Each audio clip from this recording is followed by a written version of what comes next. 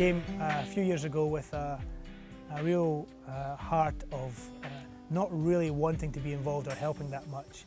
I don't really know why I came, to be honest, that first time, but what I do know is that God really ministered to me and really spoke with me on that first trip to this island a few years back. He really broke me and he really showed me that I didn't really have a heart for the poor. And it's embarrassing to be a Christian for as long as I've been a Christian and admit that I didn't have a heart for the poor, but I certainly didn't. In the 3 years that have passed since that moment, it's been my joy and my privilege to be involved in a number of projects here. I never foresaw any of them when I first started, and I certainly have none of the skill set, if you like, of a seasoned NGO worker or a seasoned development worker, but I've got a heart that's open and I've allowed God to say, I want you to do this, and then I've gone after that and tried my best to do it.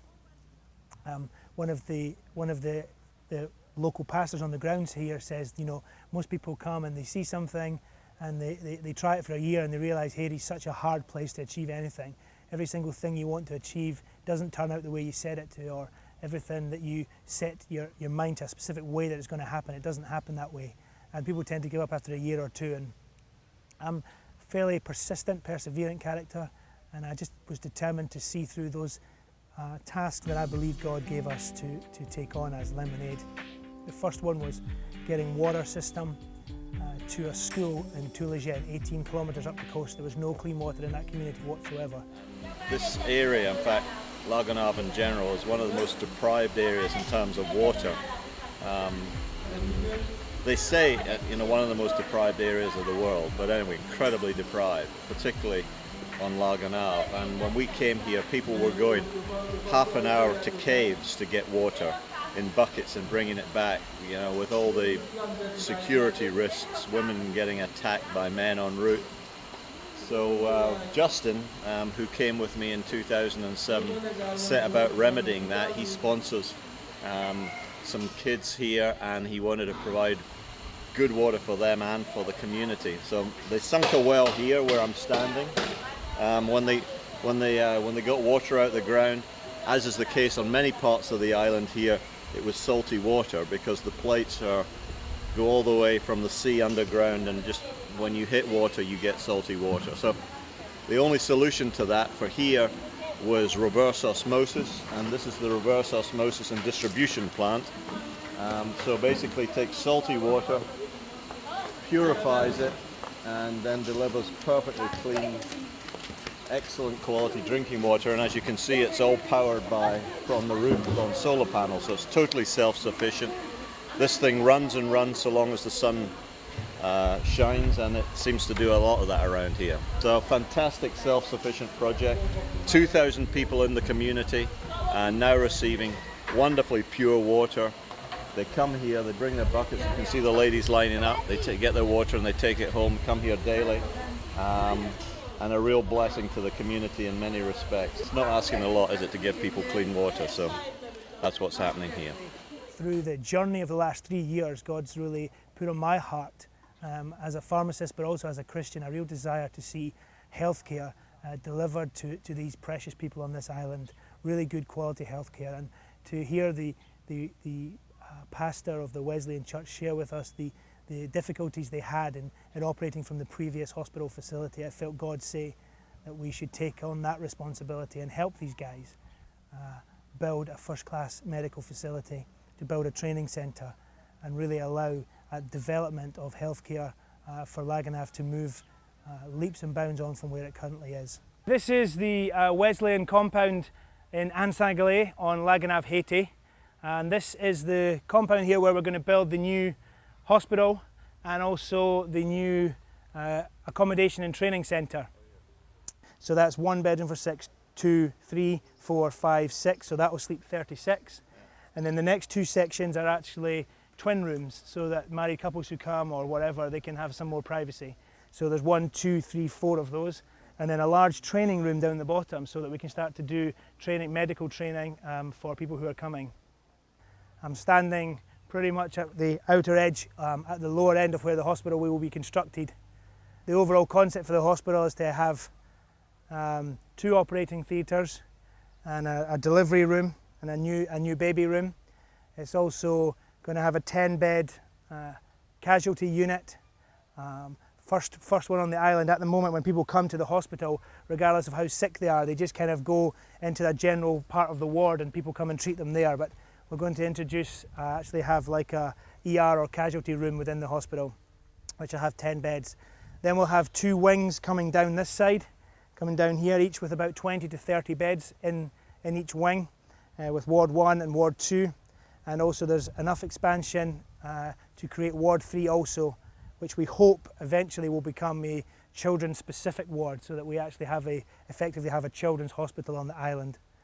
In January this was trees the whole way across. You couldn't see anything. You wouldn't be able to see that wall, you wouldn't be able to see the guest house. So we've had the local guys coming in and start to cut down all of the small trees in the small bush. We want to save as many trees as we possibly can because they're very scarce on Lagonave and they provide a lot of shade. So the guys have cleared round all the trees and then we're going to mark out the site and see which trees we do have to cut down. But any we can save, if at all possible, we will definitely try and save.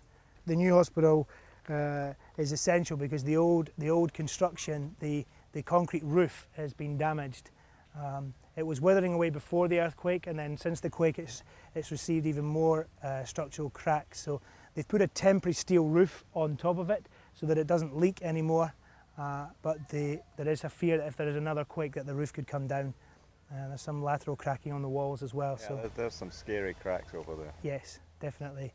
You wouldn't really want to be in that facility in another earthquake, but they tried to run the hospital from tents, but it was just too hot. I mean, we're standing here, it's 33, 34, and we're not even really into the summer yet. So the patients were actually dying, literally dying of the heat in the tents. They had to go back into the structure. So it's essential that we get the new facility built so that we're not asking those doctors to work in an unsafe facility that we wouldn't want to work in. And just remind us, the community here, 110, 115,000 people. Yes. This is really the only clinic, apart from some medical, some remote small clinics. This is the only major facility for 110,000 people. This is the only full-time, 24 hours a day, 365 days a year hospital facility. And also it's the only place on the island where a woman can have a C-section carried out. It's the only place on the island where surgery can actually be carried out safely and successfully. And from Compassion's perspective, we have, I believe it's 23 projects here on Lagonave, and I think so, yeah. In excess of 6,000 kids. So if you do the math, that's about 5% of the population are sponsored children. Yeah. So obviously we want to provide medical resources, worthy medical resources for them and their families. Yes. But also, of course, for the community, and for a community that's just lived in an impoverished way. Yeah. Without reasonable medical provision for so long. Yes, that's without a doubt true, and one of the ideas behind the training centre is also to allow medical teams to come down, and what we're finding is the locals are asking our medical teams when they come down to provide training in a whole range of subjects. They've asked us if we would do diabetes tutorials tomorrow afternoon with all of the medical staff.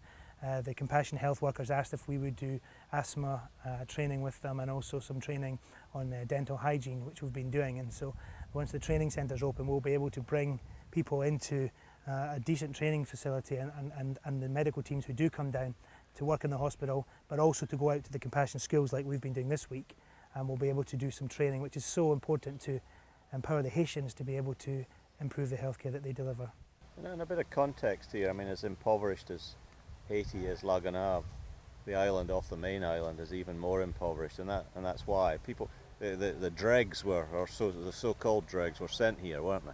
Post-quake, a lot of the talk on the street is a lot of the escaped prisoners when the prison collapse came over here, but historically, a few decades back, it was felt that the people over on Port-au-Prince who were perhaps homeless or were sick or disabled were kind of rounded up and dumped here en masse, and the population grew from around 10,000 very, very quickly to the over 100,000 that we have now. And those people who came over here were not people that knew how to survive in arable grounds. They weren't farmers at all, they weren't people who were fishermen. And very, very quickly the seas around here couldn't sustain such a large population growth. The fishermen were struggling to make an income in fish because there was just too many people fishing. The water into the town is a massive, massive problem, massive struggle, because there's just too many people here and not the infrastructure. The locals call this forgotten Haiti, and it feels sometimes like the officials have forgotten that their Haitian people are living here. One of the things that really does excite me though is that when you're here, if your Lemonade is a small organisation, but everywhere you look there is great Christian organisations really doing their own little bit.